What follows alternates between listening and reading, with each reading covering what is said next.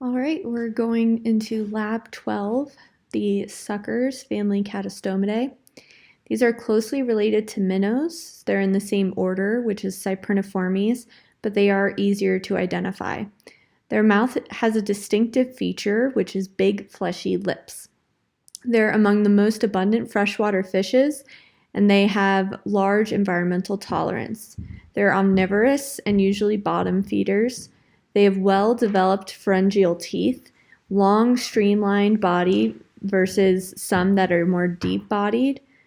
There are 9 species in Montana, and all of them are native. However, there is one species of special concern, which is the blue sucker. They have large scales, usually a subterminal mouth, a single dorsal fin with no spines, which will have long sickle-shaped fins or short ones, and that's how I'll be breaking up the suckers in this lecture. And then their anal fin is very close to their caudal fin.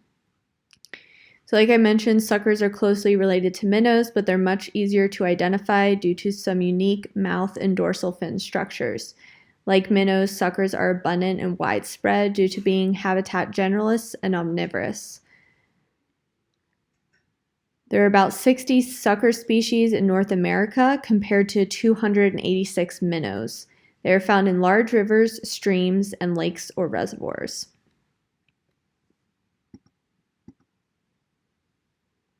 So a comparison here of minnows to suckers. Their mouth structures are fleshy and have fleshy and bumpy lips, but not always bumpy. Their dorsal fin has less than 10 rays, while suckers have greater than 10 rays, and their anal fin position is very much closer to their caudal fin, so they have a very short caudal peduncle.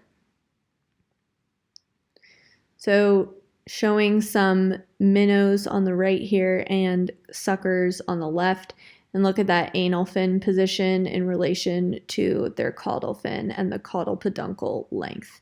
So suckers have a closer anal fin to their caudal fin. Here's an example of pharyngeal teeth in suckers. This is from a white sucker. First, note that they are located on the floor of the throat on the ventral surface of the fifth gill arch. They aren't very visible at first. The paths are covered mostly in flesh, but the next slide shows the size and shape of these pharyngeal teeth after they're removed. So they have very robust teeth and pads of various shapes and sizes. As discussed in lecture, fish that have pharyngeal teeth, there's quite a bit of variation. Some are quite large, some are smaller. In herbivorous fish or fish that feed on hard-shelled prey items, these are going to be much larger to grind that down. So there are different stomachs for different types of food. The longer the stomach and the longer the hind gut and the middle of the gut, the more likely the fish is going to be eating foods that are harder to digest, so moving away from being piscivorous. For example, in the suckers, they have this long alimentary tract, which basically you're not able to easily identify the difference between its normal stomach and the rest of its digestive tract. So when you extract one of these stomachs, it essentially just looks like a long worm. So we have 2 sets of suckers. The first set are going to be suckers with long falcate or sickle-shaped dorsal fins. First is the blue sucker. They have a dark bluish color, a smallish head, and they're in large rivers only. They're mainly restricted to the Missouri and the Yellowstone rivers. Their eye is closer to the back of their head than to the tip of their snout.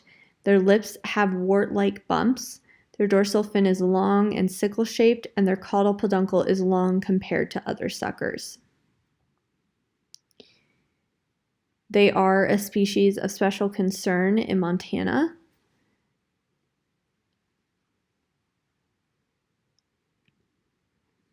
Here's a picture of a male during the spawning period with these white bumps all over its body, and these are the breeding tubercles that I talked about that are also found on some cyprinid species, so the males can be sexually dimorphic versus the females during the spawning season. Next, we have the river carp sucker. Their name comes from their resemblance to common carp and smallmouth buffalo. They have a very distinctive lip and a blunt snout, which looks like someone cut off the tip. Their lips are distinct because they have a nibble-like bulge at the tip of the lower lip. Their snout, like I said, is very blunt and rounded. They do have this long dorsal and sickle-shaped fin, and they also have a very prominent subopercle. They superficially look like silver carp, though they do not have barbels.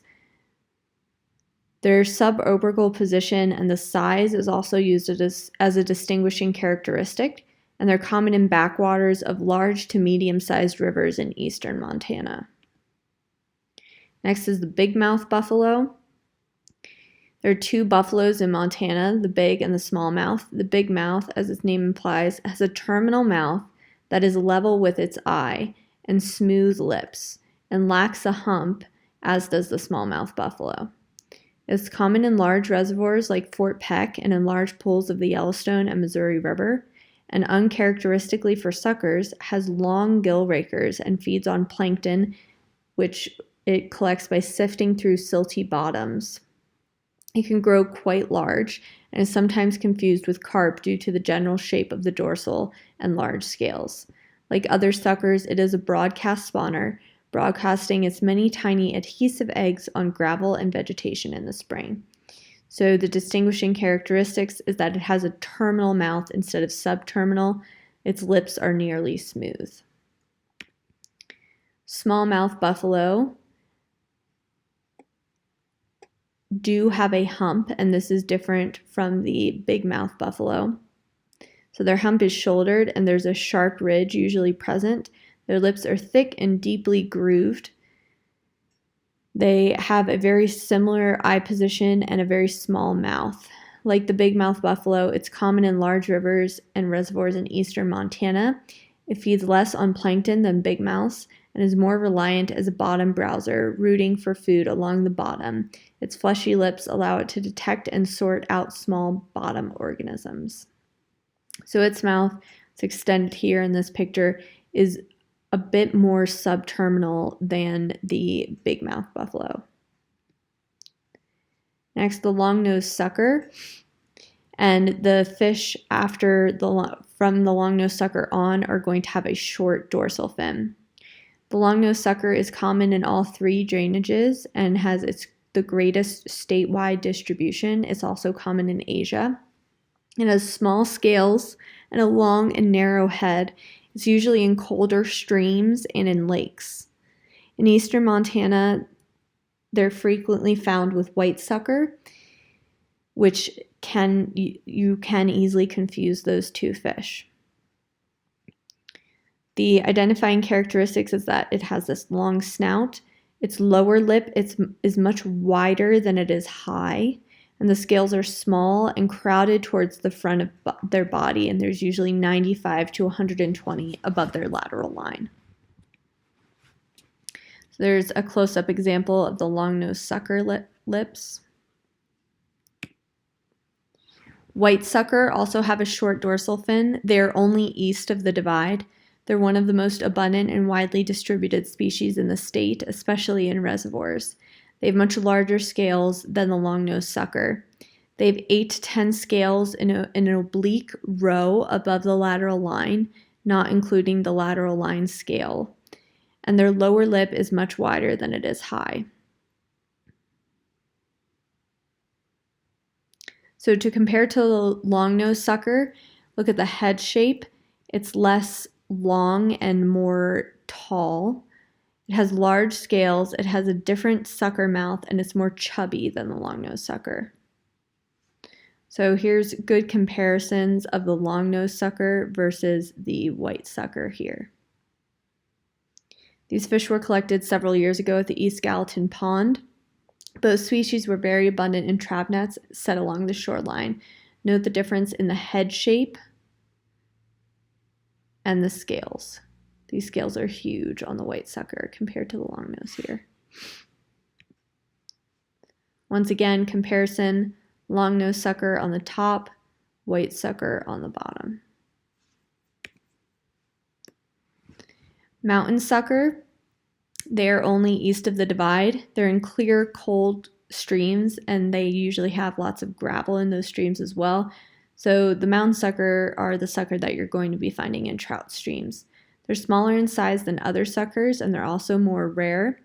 They have a cartilaginous ridge on the lower jaw that's obvious even with its mouth closed, and a distinct notch between each side of the upper and the lower lips.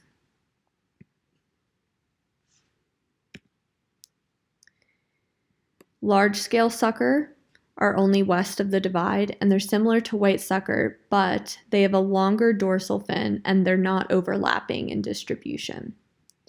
Their lower lip is almost as high as it is wide. It does have that oblique scale pattern above the lateral line, but they do not overlap with the white sucker. They also have a very shallow, narrow caudal peduncle compared to the white sucker. So once again, white sucker east of the divide, very thick caudal peduncle. Large-scale sucker west of the divide, much more narrow caudal peduncle. Then finally, the short-head red horse is only east of the divide. It has very large scales and a red caudal fin, and a very distinctive lower lip that's straight with parallel folds. It's usually in shallow, swift waters of larger rivers.